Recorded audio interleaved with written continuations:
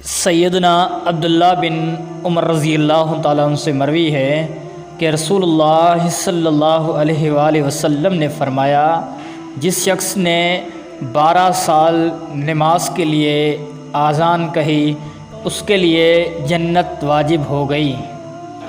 سیدنا ابو ہریرہ رضی اللہ تعالیٰ عنہ سے مروی ہے،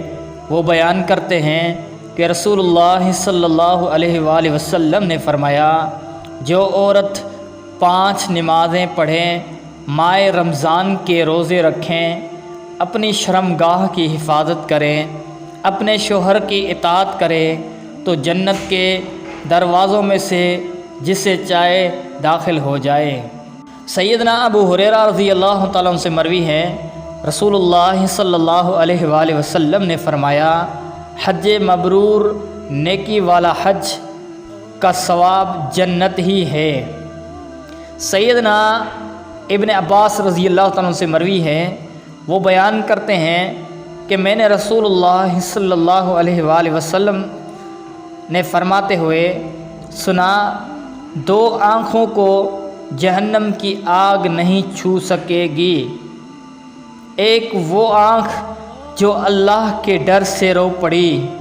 اور دوسری وہ آنکھ جو رائے فی سبیل اللہ میں پہرا دیتے ہوئے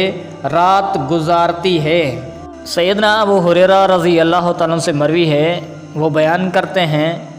کہ رسول اللہ صلی اللہ علیہ وآلہ وسلم نے فرمایا، جس شخص نے کسی مریض کی عیادت کی یا رضائے الہی کی خاطر اپنے دینی بھائی کی زیارت کی تو اس کے لیے مناد اعلان کرتا ہے کہ تو خوش ہو جا، تیرا ان نیک کاموں کے لیے